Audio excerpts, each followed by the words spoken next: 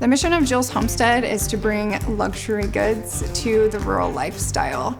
I was really nervous of what the community would think of this kind of person coming to town and starting this business where the front door is locked. We're only open once a month, but you can really do anything that you want to revitalize the community. And we've seen the power of that with our business, and that is incredibly infectious.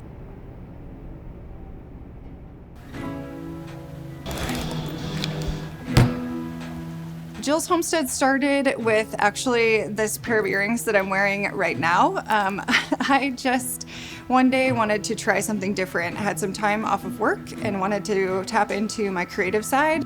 It truly started with just a whim of putting a few pairs up with a random price that I came up with on social media, and they sold right away. I had a backlog of orders immediately, and just kind of snowballed from there. I started making other types of earrings, eventually bracelets, and then a few years ago started making handbags. So it's just kind of one of those things where I came up with an idea and said, okay, sure, I'll try to do that.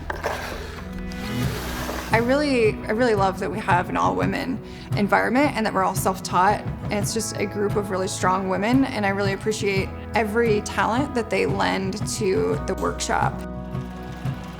I saw the position opening for Jill's on Facebook. I'm like, I'd love to have this job. I would love to have this job. This job is made for me. I taught myself to sew when I was about 12. And then I went over to a neighbor's house and she taught me how to do cross stitch. So then I came back and I taught my mom how to cross stitch.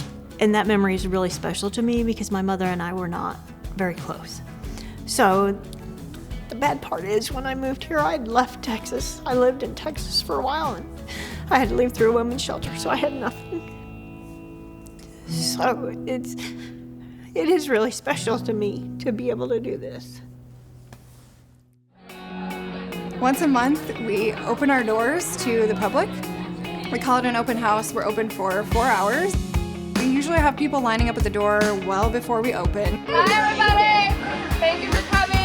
Some of those gals have named themselves the tailgaters, and they make kind of a game plan on what they're looking for, and then they kind of storm the gates when they open the door, and they go out and find their items that they're looking for and then start to decide which ones they want to take home with them that day.